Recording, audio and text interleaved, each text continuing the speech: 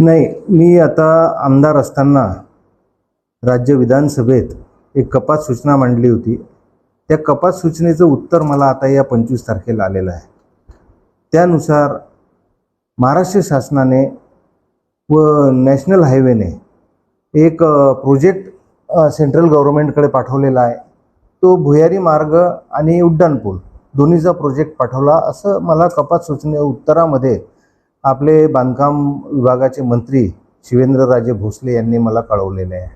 परंतु मी गेल्या अनेक दिवसापासून ही मागणी करत आहे. माननीय देशाचे रस्ते विकास मंत्री नितीनजी गडकरी मलकापूरमध्ये आले होते, खामगावला आले होते. त्यांना भेटून मी विनंती केली होती की नांदुरा शहराच्या गरजा ज्या आहेत, नांदुरा शहराचा व्यापार जर उड्डाणपूल झाला तर तो अफेक्ट होईल. त्या व्यापारावर दुष्परिणाम होऊन तो व्यापार संपुष्टात येईल. त्यामुळे आमच्या मतदारसंघात हा जो उड्डाणपूल करण्याच्या ऐवजी तिथं भुयारी मार्ग करावा अशी विनंती मी गडकरी साहेबांना केलेली होती.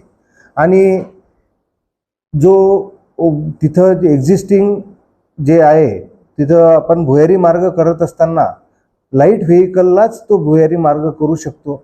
हेवी व्हेकलसाठी आपण बायपास सजेस्ट केला होता, असं मी एक प्रपोजल दिलं होतं.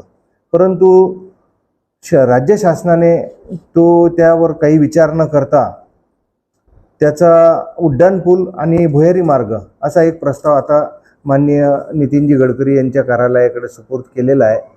मंजुरातीसाठी तसा प्रस्ताव त्यांनी दिलेला आहे.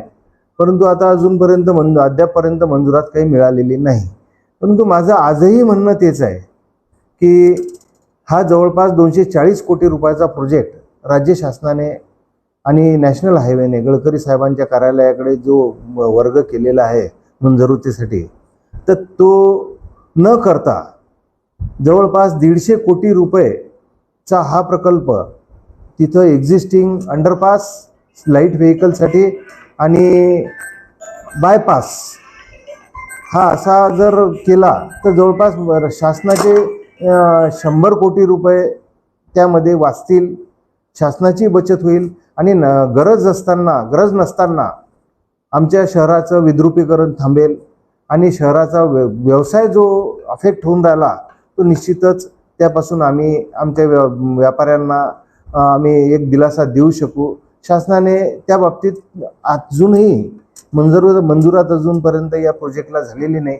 म्हणून माझी आपल्या माध्यमातून शासनाला विनंती राहील. गडकरी साहेबांना मी वारंवार विनंती केलेली आहे आणि आता सुद्धा तुमच्या माध्यमातून विनंती करतो की तिथं एक्झिस्टिंग अंडरपास करावा आणि बायपास करावा.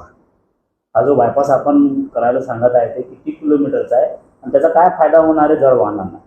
नाही, आता हा जो अंडरपास तिथे लाईट व्हेकलसाठी आहे. म्हणजे जसं ॲम्ब्युलन्सपर्यंत जे वाहन आहेत त्या तिथून एक्झिस्टिंग रोडवरून एक्झिस्टिंग जो रस्ता आहे पुलाच्या खालून जो आपण हे अंडरपास मागणी करून राहिलो त्यातून फक्त अंडरपासमधून फक्त लाईट व्हेकल जातील आणि जे हेवी व्हेकल्स हे बायपासने जातील.